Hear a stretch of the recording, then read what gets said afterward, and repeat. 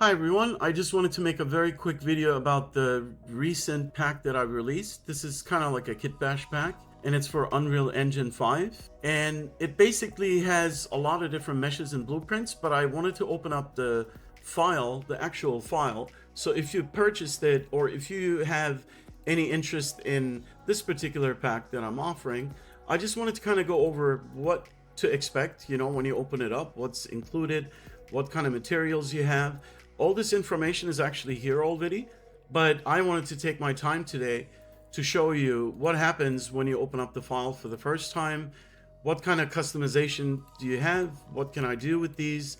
And so the first thing that I'm going to say is that I've spent about several months on this particular pack. So on and off, I wanted to be able to create something that wasn't modular. My focus was not on creating something that I can sort of kit bash into my scenes that doesn't really have everything perfectly matching. And I just wanted to create a variety of meshes. I am working on any type of project, whether it's for a client, if I'm doing personal stuff. So I can just kind of grab these and quickly create something. And the theme is really sort of Navy, Army. I was thinking of like, it's maybe a base, right? I wasn't really going for an optimized level. That takes a lot of technical skill to really put something together and call it, hey, this is like game ready. But I do have new packs that I'm working on actually in my free time that I will offer for gaming. So you could actually use it for game projects. But this one in particular, again, is more high res. I end up doing 4K just because I just wanted to see what is it that I can do if my machine can handle it. And I could just have these really cool meshes, placing them exactly where I need it. And not so much just for far shots, but I wanted to be able to have something really convincing, good elements that I can actually puzzle into a scene. There is a lot of different meshes here and some blueprints. So some of these boxes, for example, are just individual ones that I end up building. And I'm actually going to open up a blank scene so that way we can actually go through the files, and I'll go through the folder structure as well. So as far as the scene goes, again, this is the first scene that you open up, and you could just like select some of these items. And if you wanted to change the values, for example, for the emissive material that I have, so the idea is that I wanted to actually build something that an artist, for example, a concept artist, or another example would be in the art department, let's say virtual production. If you're working on a film project and you really need to puzzle something quickly together, and virtual production is really quick. I mean, everything goes really fast. As the technology goes faster, obviously that's the expected workflow from the art department and artists like us, right? We have to work faster as well. And that's the reason we're going to rely on assets or models that are really, really good out of the box, so we can make certain adjustments with our lighting and really bring it to the level of quality that's required from us. Or if it's your own project, or if you're like a filmmaker and you just want to quickly see that. So let me actually create a blank scene and I'll go through all the folders.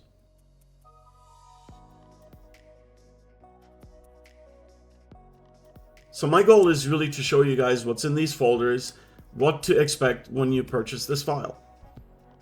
So I'm going to go into my assets folder. Here you can see that all the assets are in here. So let's start with one of them. I'll just toss this guy in here. You can see that the meshes have, again, for medium shots, you can certainly use these. Adjusting the lights, we can add post-production. That's probably another video that I'll do where I'll focus on my lighting, because the better the light, obviously, you're going to get much better results. And you're going to be able to see how you can actually set this up to your liking. And in this case, I'm just going to try to really keep it simple. And the reason I'm leaving it this way, so we have a lot of light actually coming onto it. And the only thing that I'm going to do is reduce, just for the time being, set this to maybe 4. Okay. So I don't really have that much fog. We don't need it right now. I'm just trying to show you guys the models. The purpose of these are that it's basically already good enough for you as an artist or an art director. So you could basically set them aside and say, okay, well, I like these two assets, we could definitely use them. Some of these things are unfortunately baked in. I am making other packs where it's going to be all decals, but in this case, you're going to have actually this US Navy here. You can either duplicate these individual files, right? We can easily create a variety of them. Let me just put this one here. Maybe we'll get this guy going up here. And this would be just your choice, you know, your art direction on how you want to kind of set these things up and get something really quickly. And, you know, you can play the file as well. I also made actually a custom texture for the character. And I just wanted to kind of see something that would complement what I was working on. And I did include this as well. So once you hit play, you'll actually have this custom character with these textures that I've created. So let's continue building something here. You'll end up seeing that some of these meshes will be really large, but the reason I did that so you can actually see a lot of detail and information. But if you wanted to scale it down, obviously you can do that, but it still holds up. Everything will still hold up, even with these boxes, when you actually get larger, due to these being virtual textures and 4K with 3 maps in the alpha, obviously. That really helps, and I spent a lot of time on the texturing to make sure that I would be able to get this kind of really nice looking stuff and just enough detail from the normal maps that I could, you know, put this in a scene and just be happy, you know, quickly, especially in virtual production, let's say.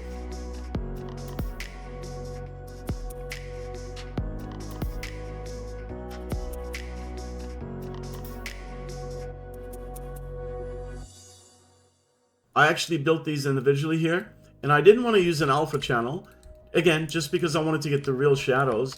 So you'll see that some of these meshes will be all geometry. Maybe the edges may not be perfect, like I'll show you guys. Let me actually get rid of these two, and I'll put one in here. Select these together. So now you can see that maybe the edges are not perfect there, but the reason I did that, because I also created a lot of different ones that I wanted to kind of put in and create an environment that was more apocalyptic maybe, or, you know, different things that I wanted to be able to try. So here you can see that I can obviously go in and kind of do that and create my own sort of ideas.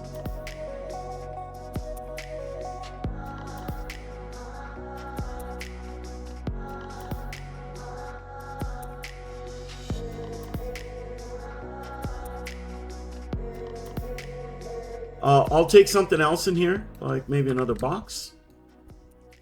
As you can see, again, there's enough information and detail for us that we could definitely do medium shots with them. I'll get a couple of these guys in here.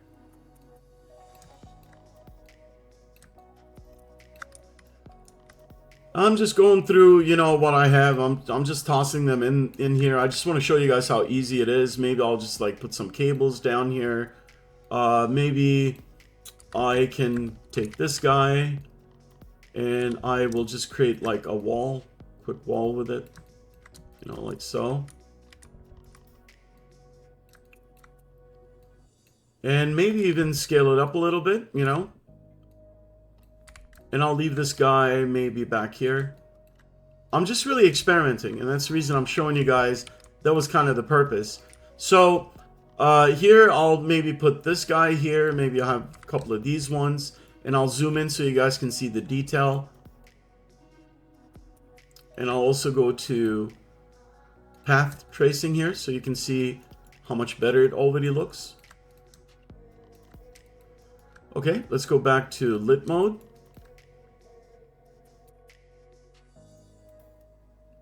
All right, let's continue with adding a couple more things. I just want to see what else I have in here. So there's a wall.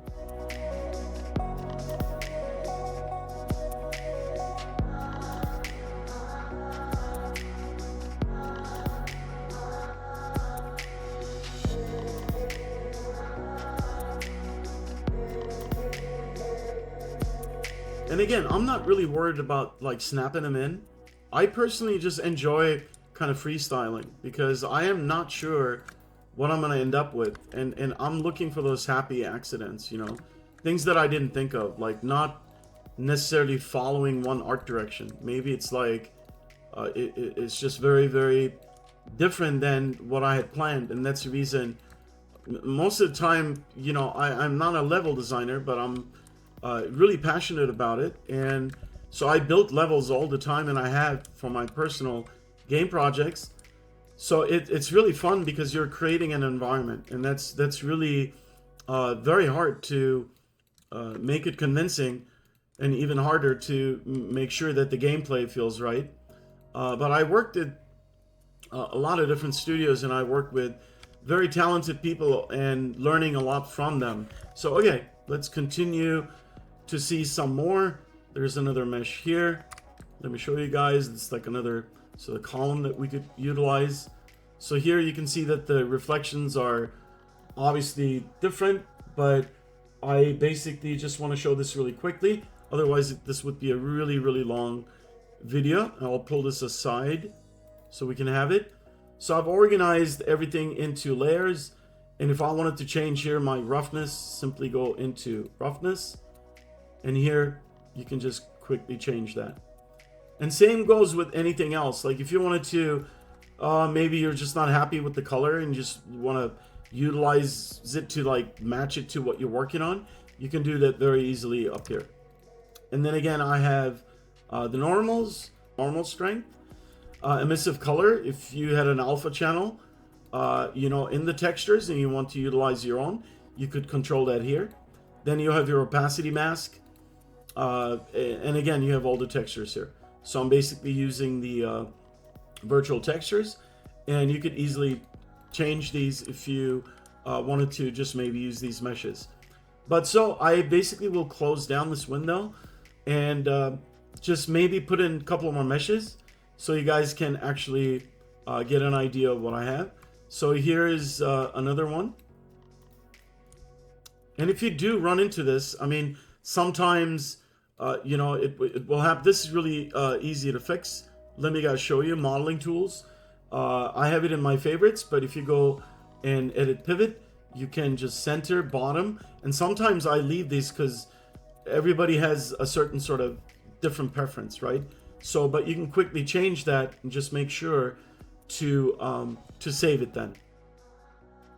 Once you hit bake transformation accept, it's actually going to have it. So now next time I put it in, it will be same if you were to change the scale value. Okay. So let me go in and take a look at this model here real quick. So there's like a section that I have with some details, some panels, some really basic stuff, but enough for us to actually have that information from a distance. I'll go ahead and just show you guys a couple more here, and then I'm going to go into blueprints. There's another one. Let's take a look at this one. It's kind of like a door, you know. So if I hit play,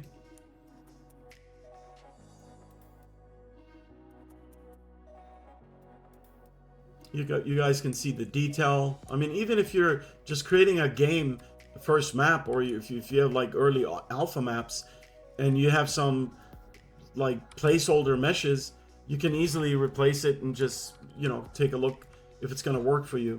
And then again, there's a lot of different stuff that you can just like bring in here. Let's build this wall. Maybe I'll duplicate this guy, so you get the idea. I know that there's a lot of very, very talented artists, and I know that they can utilize this this, you know, pack to really create some amazing stuff very, very quickly. And so what I'll do is I'll show you guys maybe one more. This is obviously individually put together because it's part of one mesh, but you can kind of see the details in there.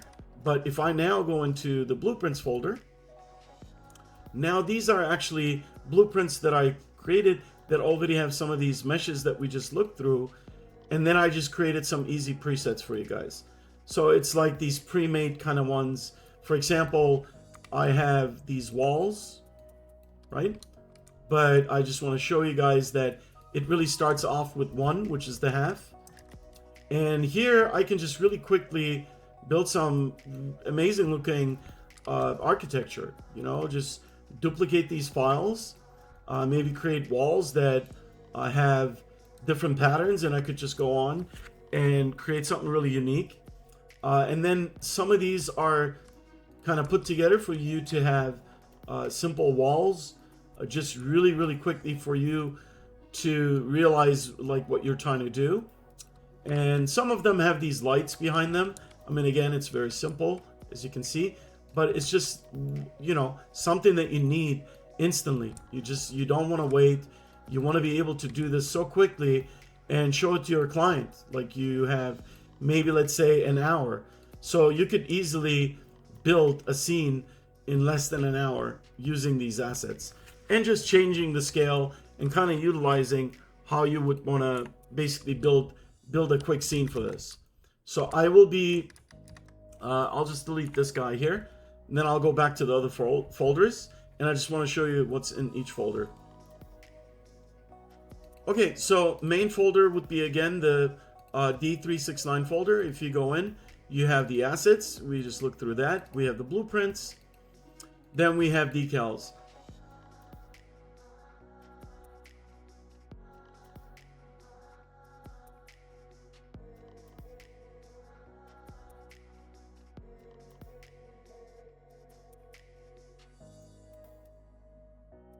And if you end up getting this kind of stuff, just select your mesh, then hit decals in the search, and you can just turn that off, just so you know, if you didn't know that. So that way you can quickly actually see if that's going to work for you. So in this case, I just want to go into my assets, and I'm just going to type in ground. This pack, I named them floor, I believe. So I'm just going to put a floor down.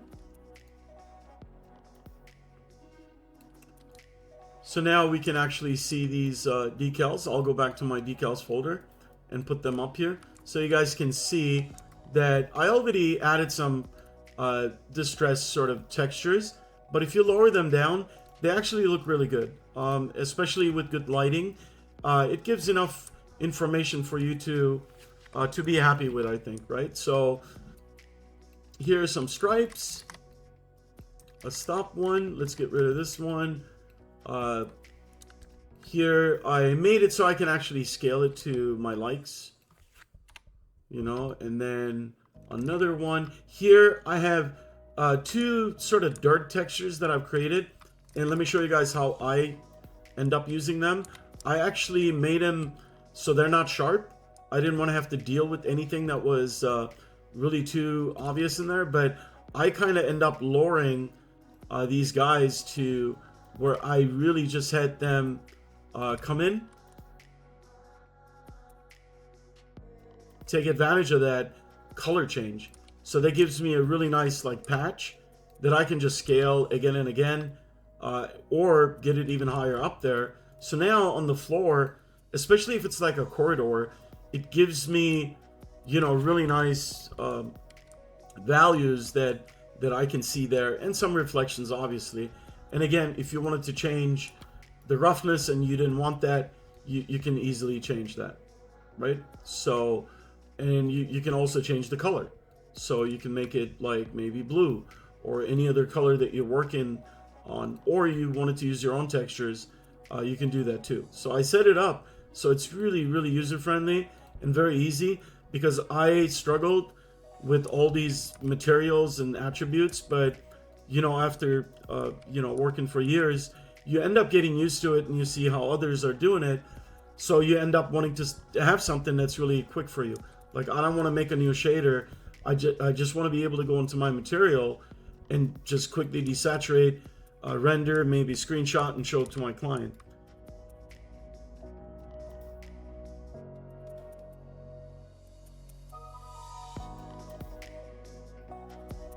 And then I have the maps folder. So let me show you guys what I have in maps.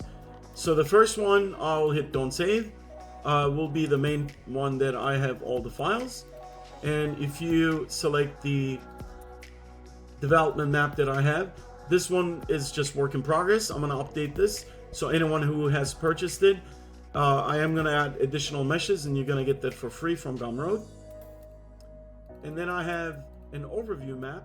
And the reason I put this map together because I also included a work in progress material that I have.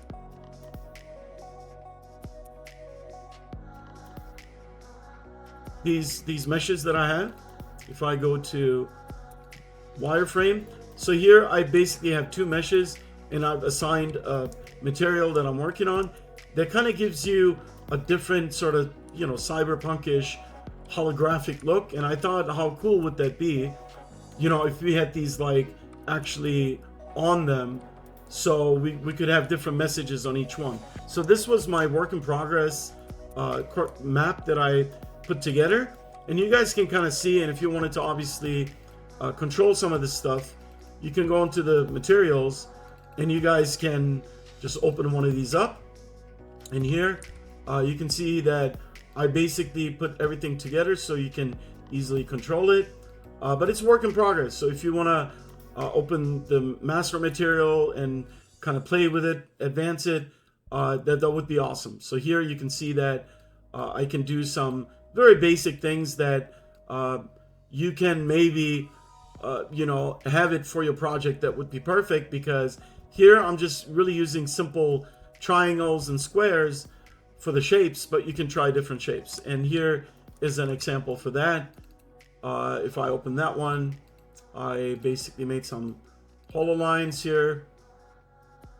We can change that. It just really depends on kind of what you want, but again, you can easily change them in the textures. Here I'm just going to put a circle. Now you can see it circles. So I hope this video was informative. Hope you find this useful, and if you have any other questions, there's 100% customer support in the forum. I'll leave the link, and let me know if you have any questions. If not, thank you for watching this video.